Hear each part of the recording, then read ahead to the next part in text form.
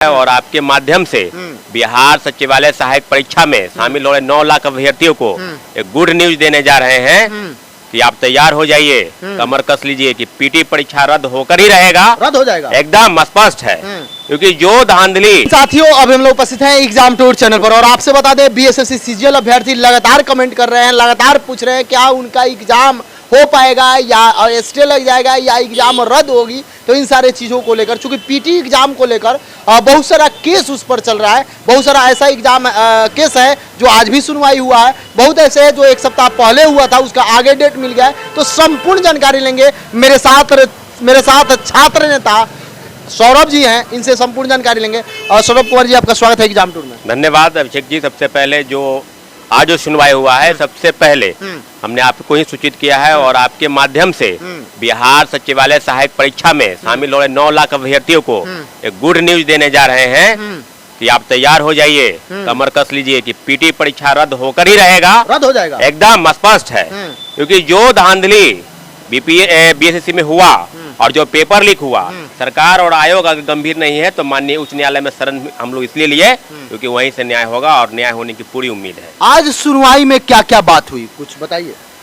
हम अपने लॉयर से बात किए थे, हम लोग भी वहीं थे और लॉयर का जो कहना था कि उनको एक दिया गया है समय, यानी 19 जुलाई, और 19 जुलाई के दिन अगर वो जवाब नहीं देते हैं तो हम सीधे सीधे मांग कर चुके हैं कि परीक्षा संबंधी जो चीजें हैं उसको स्टे किया जाए, यानी 23 जुलाई को जो परीक्षा है उस पर सीधे सीधे रोक लगाई जाए। मतलब बीएसएससी सीजीएल मेंस के परीक्षा में स्टे लग जाएंगे।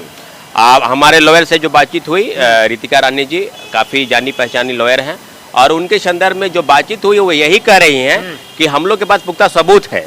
और सबूत इसलिए है कि सचिवालय सहायक की जो कमेटी बनी थी, जो एसआईटी का गठन हुआ, उसके रिपोर्ट में ये माना कि 1 मिनट पहले परीक्षा जो है पेपर लीक हुआ था, इसे बहुत ज्यादा प्रभावित नहीं हुआ, लेकिन वही परीक्षा आप रद्द कर दिए। अब फिर 23 की दूसरी पाली और 24 की भी पाली की परीक्षा जो है 1 मिनट पहले ही क्वेश्चन पेपर रद्द आउट हुआ है और ये वो मान भी रहे हैं। तो जब एक पेपर को आपने उसी आधार पर रद्द किया और दूसरे पेपर को आपने नहीं किया तो कोर्ट में, यानी हम लोग का मामला जस्टिस मधुरेन्द्र प्रसाद के बेंच में है और इस बात को लेकर हम लोग बिल्कुल आशा कर रहे हैं माननीय उच्च न्यायालय से कि निश्चित रूप से छात्रों के पक्ष में फैसला होगा। अभ्यर्थी ये जानना चाह रहे हैं, चूंकि एक केस इससे पहले पीआईएल दायर हुआ था, उसकी सुनवाई हुई।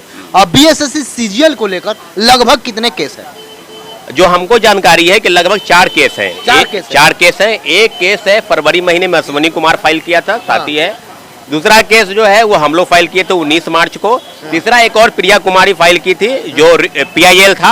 और चौथा एक और रीट है। तो 4 केस है जिसमें लगभग 2 मामले की सुनवाई हुई है। एक मामले की सुनवाई आज हुई और एक मामले की सुनवाई 1 सप्ताह पहले हुई थी, जो प्रिया कुमारी कोई पिटिशनर है जिसके सुनवाई जो है अगली डेट जो है वो 28 जुलाई है। यानी एग्जाम बाद है। हाँ, तो नहीं तो ये बात एग्जाम बाद क्यों है? एग्जाम बाद इसलिए पहले दे दिया ना, इसलिए पहले डेट दे दिया। पहले तो 28 जुलाई तय हुआ था, उसके पहले बीएसएससी दे दिया डेट। स्पष्ट है ना कि बीएसएससी डर गई है, उसको पता है कि हम लोग लीपापोती का प्रयास करने जा रहे हैं। तो माननीय उच्च न्यायालय जो है ना अंधी नहीं है, वो कानून के समक्ष सब चीजें एक जो है उसका रास्ता क्लियर हो जाए। आज जो आपके केस की सुनवाई हुई, जो अभ्यर्थी लोग किए थे, इनका फिर अगला डेट कब मिला है? हम लोग का अगला डेट 19 जुलाई मिला है, यानी परीक्षा 23 जुलाई को है और उसके 4 दिन पहले हम लोग को डेट मिला है। क्या उम्मीद है आपको?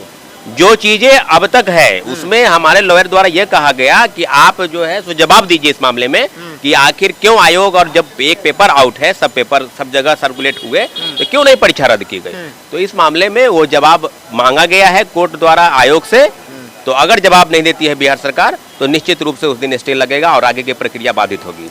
जो अभ्यर्थी देख रहे हैं बीएसएससी सीजीएल के अभ्यर्थी हैं, जो लगातार टेंशन में चल रहे हैं, जिनका बहुत सारा अंक भी आया फिर भी रिजल्ट नहीं है, या जिनका रिजल्ट भी है वो भी जानना चाहते हैं कि कितना अंक आया, क्या हुआ, कैसे हुआ, उनको आप क्या संदेश दीजिए? देखिए, एक बात स्पष्ट है कि 9 लाख अभ्यर्थी हैं। 9 लाख अभ्यर्थियों के लिए एक माइंड में ये होना चाहिए कि पेपर लीक नहीं होना चाहिए। अगर पेपर लीक हुआ है तो किसी के मन में ये है कि मेरा रिजल्ट हुआ, तो तीनों शिफ्ट मिलाकर अगर 3-3 लाख है तो किसी पहला परीक्षा जो रद्द हुआ उसकी दूसरी पाली जो 5 मार्च को एग्जाम हुई मात्र 2600 रिजल्ट है और दोनों शिफ्ट मिलाकर 23 की दूसरी और 24 मिलाकर लगभग 9000 रिजल्ट है। 11,500 रिजल्ट दिए। तो स्पष्ट है ना भाई कि पेपर लीक का जो असर है वो कहीं ना कहीं पड़ा।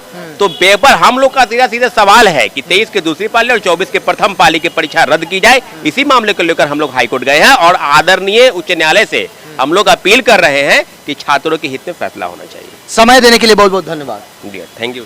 जो भी बीएसएससी सीजीएल के अभ्यर्थी हैं उनसे मैं यही कहूंगा कि एग्जाम टूर चैनल पर आप यदि पहली बार आए तो चैनल को सब्सक्राइब कर लें, लोगों में शेयर करें, ताकि सबसे पहले सबसे सटीक सबसे प्रमाणित खबर आपको एग्जाम टूर चैनल के द्वारा मिलता है। जय हिंद।